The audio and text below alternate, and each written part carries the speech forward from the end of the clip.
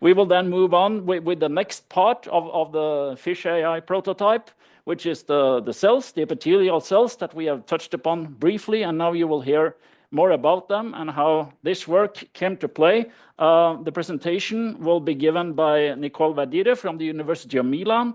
You actually obtained your PhD during this project in the fish AI in veterinary animal science at the University of Milan. Now working full-time as a postdoctoral researcher in the fish AI project, and your research activity has been mainly focused on the characterization of rainbow trout intestinal mucosa and the derivation of novel cell lines from rainbow trout guts. You have used these cells to develop 3D in vitro platforms suitable for further functional testing, and we are very interested to hear your story, so please. Thank you, John, for the introduction. Good morning, everyone. Today I will show you our results about the characterization of the rainbow trout intestinal morphology. This step was basically essential in order to develop the optimal tools in order to evaluate our rainbow trout cell lines. And then in the second part of my presentation, we will switch on the results about the isolation and characterization of novel rainbow trout cell lines, and of course, on their comparison with the only cell line that at that time was available, so the RT-GAT GC cell line, that in this work has been used as a reference parameter. So, of course, this is rainbow trout, so this is our experimental model, and this is its gross anatomy. So as you can see here, it's quite simple in terms of organization. Here we have the stomach and then the intestine. It is defined by two main different portions. So we have first the proximal intestine, which is also called the anterior intestine. It is clear, transparent, and is very thin. In its upper portion, it develops holotubes known as pyloric ceca, whose aim is to increase the intestinal absorption surfaces. And the rest of the intestine is called distal intestine. It is, of course, easily distinguishable because of its larger diameter and darker pigmentation due to the presence of circularly arranged blood vessels. By an histological point of view, while the mucosa of the proximal intestine it is characterized by simple folds, as you can see here, the one belonging of the more distal portion, it is instead defined by this complex structure that develops from the intestinal wall and protrude inside the lumen. Of course, its organization makes its detailed characterization more complicated. However, nor in the proximal, neither in the distal intestine, we detect the typical crypts of Lieberkühn as already seen before. So in this species, we can say that the functional equivalent of the crypts is the false base. Of course, the intestine is a very delicate environment. Indeed, it has to exert simultaneously contradictory functions such as absorption, but also in the same time has to prevent the entrance of pathogens or potential toxic entities, and therefore, in order to function properly, it needs to be healthy.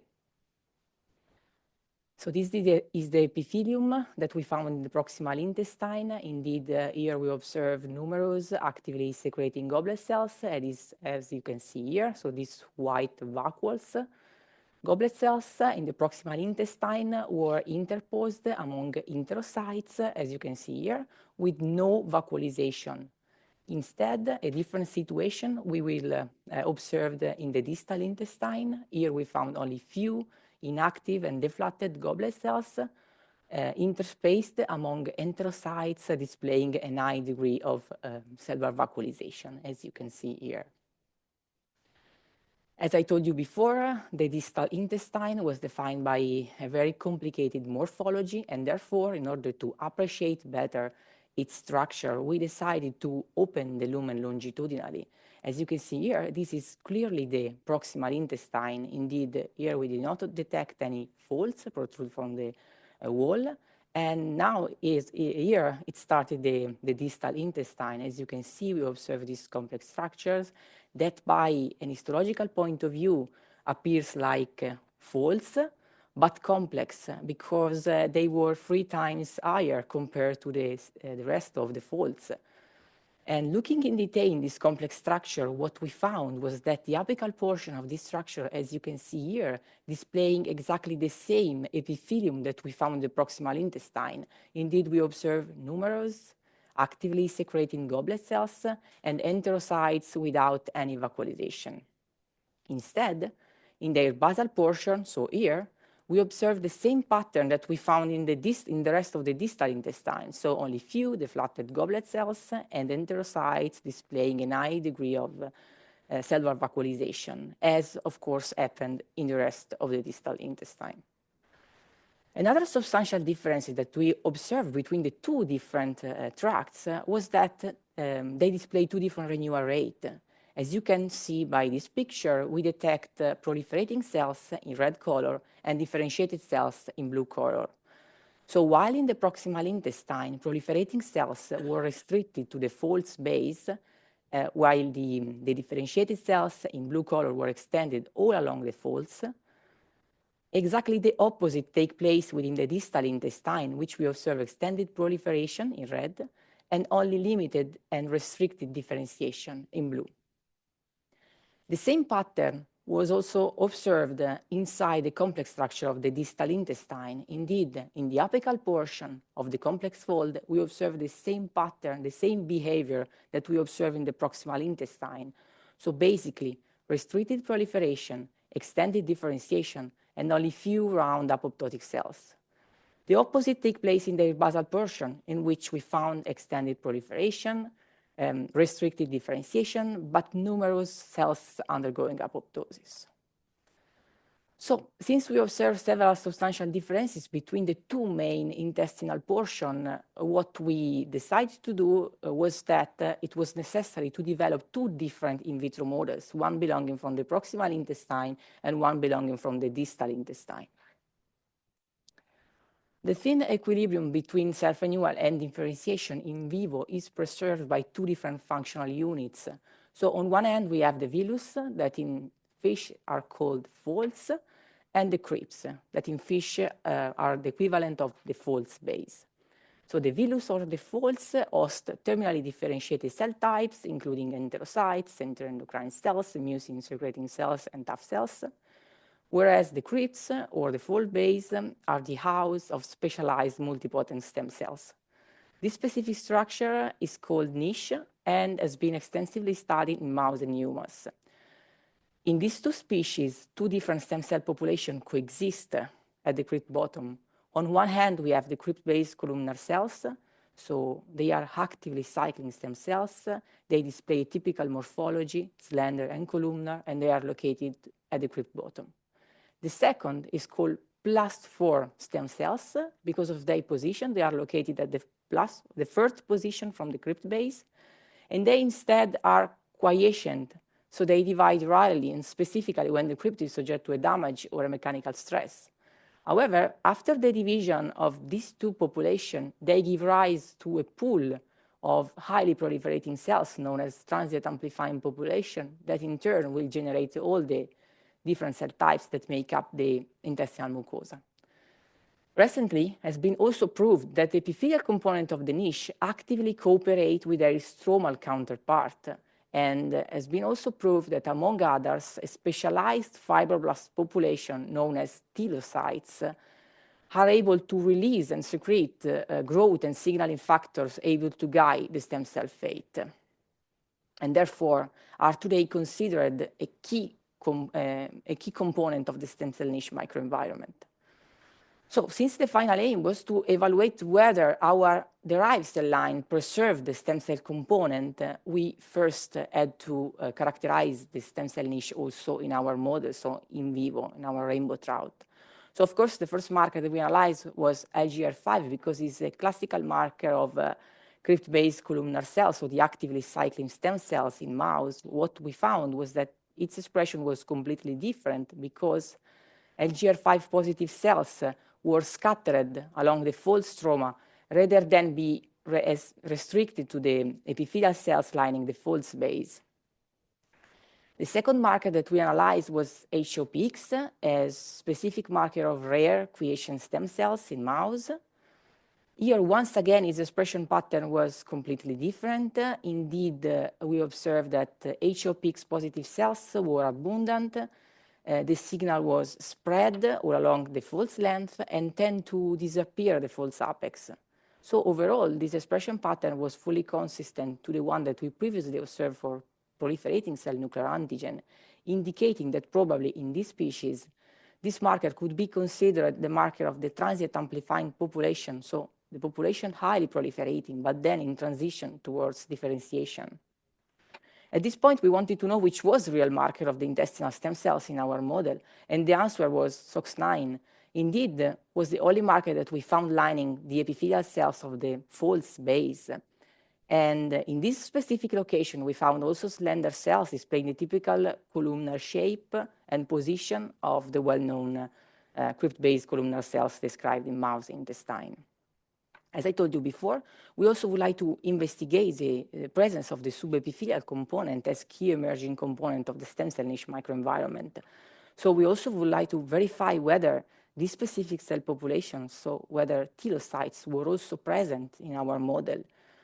First, we performed the classical morphological analysis. So this is the classical hematoxin and eosin staining.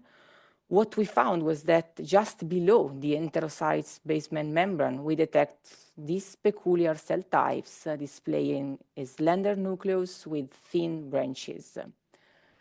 So these cell types, the presence of these cell types was also confirmed by the in situ detection of specific marker, platelet-derived growth factor receptor alpha. As you can see here, these cells, this peculiar cell population, were located just below the enterocytes, and they create a continuous mesh extending from the false base projected towards the false apex.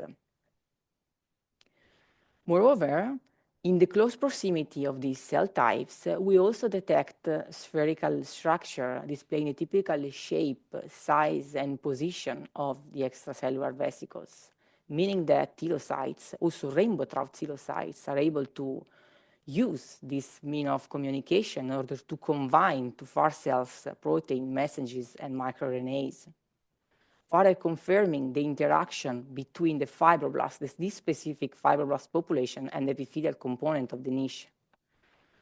So overall, for this part, we can say that, of course, all the mouse intestinal stem cell niche markers were also expressed in our model, so in the rainbow trout intestine. However, while the functional role of the stromal component of the niche were fully conserved, the functional role of the marker that characterized the epithelial components were not conserved. And therefore, these data were essential to us in order to evaluate properly and adequately our rainbow trout cell lines.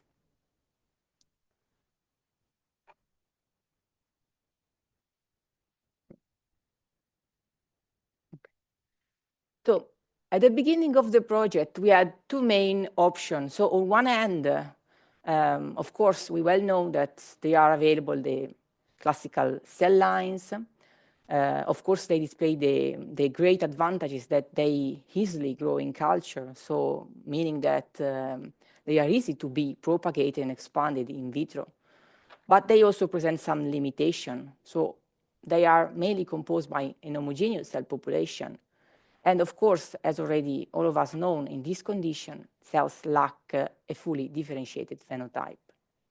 On the other hand, we have the organoids, so specialized tissue in vitro. If they've been derived from the intestine, they are called enteroids. They preserve the stem cell component. Of course, this is very good because they can be potentially differentiated in all the different cell types that make up the intestinal mucosa. And of course, they also display the great advantages that they are composed by an heterogeneous cell population. But also this system presents some limitations. So the first is that they are not suitable for functional testing. And this because of their specific structure. So as you can see here, they are organized in this specific architecture, which is spherical. The lumen is located inside the structure rather than being easily exposed outside. And moreover, the cells that compose the organoids are embedded in this matrix, so the matrigel matrix, and therefore the substances that we would like to test have first difficulty to reach the luminal compartment, which is located inside the structure rather than exposed, but also have difficulty to diffuse inside these thick matrices. Therefore, even if at the beginning of the project we taking into consideration to use organoids to build the fish eye prototype, at the end we decided to adopt an intermediate solution between the cell lines and the organoids, taking the best of the two worlds. So as I told you before, since we observed several substantial differences between the two main intestinal portions, we would like to derive two novel stable cell lines, one from the proximal intestine and one from the distal intestine. So to do that, we collect segments of the proximal and the distal cell line. Then we cut small pieces, we diced the tissue, as you can see here, and then we insert the small pieces of segments inside classical tissue culture flask. After 3-4 days of cultures, cells started to grow out from the intestinal explants, as you can see in these pictures. So they attached to the plastic surfaces, but in the early culture stages, our cell line were characterized by different morphology, as you can see here. Indeed, we observe fibroblast-like morphology, epithelial-like morphology, dendritic-like morphology, and so on. But then, after 3-4 months of culture, these cell types tend to disappear gradually, probably because they entered in a cyanation state, leaving a quite uniform population of epithelial cells. So, after several attempts, we were able to derive two novel rainbow trout cell lines that we officially named rainbow trout proximal intestine Milan, Italy, RTPI-MI, and rainbow trout distal intestine Milan, Italy, RTDI-MI. As I told you before, we would like to compare our derived cell line with the RT-GAT-GC, which was for us the reference parameters, but it's important to note that this cell line has been derived from the distal intestine, so meaning that our rainbow trout proximal cell line is the only cell line that has been derived from the proximal intestine. So the first things that we noticed was that the two cell lines that have been derived from the distal intestine display exactly the same renewal rate. Instead, the one that we derive from the proximal intestine displays significantly lower renewal rate, exactly as we previously observed in the intestine, meaning that our cell line preserved some of the distinctive features of the native organ. Our cell lines are not homogeneous at all. Conversely, they are heterogeneous. Indeed, they preserve the stem cell component. This is good. As I remind you, organoids preserve the stem cell component, and it was the main advantages of organoids because they can be potentially differentiated in all the cell types that make up the mucosa. But also, they present a mixed origin. Indeed, they express epithelial, but also mesenchymal markers, as you can see also here. And also, they preserved some functional enterocytes markers, such as sodium glucose transporter 1 and PEP1. This is how they look like when they are cultured in standard flask surfaces. So they are characterized by a high proliferative activity, as I told you before, as already all of us known. And they, of course, are easy to be propagated in vitro. But in this condition, they lack a complete differentiation. Therefore, they are not completely suitable for functional testing. That's why we decided to boost and induce their differentiation, offering to our cells what we called an enriched environment, either with a transwell insert, so the classical simple platform, or with more complex systems such as the Alvetex. The two systems are basically similar because they are composed by two different chambers, an apical, which simulates in vitro the intestinal lumen, and a basolateral chambers that simulates in vitro the vascular system in both cases. The two systems are then separated by a porous membrane, as you can see here, and epithelial cells grown as monolayer on the top. The main difference is that in this system, the membrane is much more thicker. This because it is specifically designed to allow fibroblast homing and integration. And this is clearly shown here. Indeed, these are fibroblasts, our fibroblast cell lines growing the Alvetex, growing the 3D maker environment that we offer to our cells. In this condition, fibroblasts are able to not only produce collagen, not only express collagen, but the collagen is released outside in the extracellular space. I remind you, collagen is one of the main components of the extracellular matrices, so meaning that our fibroblasts, they are able to create their own matrices in vitro. This, of course, not happen when they are cultured on standard plastic surfaces. They express collagen, but is restricted to the cell cytoplasm. And this is a steady state of our cell line. As you can see, they continuously produce and remodel their own matrices in culture. Once we added the epithelial component, what we found was that in both cases, so using the simple platform or the complex platform, we got a monolayer of cells. So both of them were functional, but in the Alvetex, we observe a significantly more columnar shape, as you can see here, strongly resemble the one that we found in a real intestine. Moreover, the fibroblast culture in our 3D environment were also able to produce and release extracellular vesicles, meaning once again that the Alvetex provide a condition that best resemble the one that we found in vivo. One more thing that I want to say is that epithelial cells that were cultured in the Alvetex displaying also a more degree of cellular polarization, as you can see by this picture, indeed. Sodium glucose transporter 1, it is specifically located in the apical portion of the cell cytoplasm in vivo, and exactly the same happened in the epithelial cells cultured in the Alvetex. In the transfer, we observe a less degree of cellular polarization. Indeed, the signal, as you can see, is spread and diffused, not restricted to the apical portion of the cell cytoplasm. So, in conclusion, the consortium isolated two novel rainbow trout cell lines that preserve some of the distinctive features of the native organs, but also the consortium successfully developed two novel in vitro prototypes that are suitable for functional testing.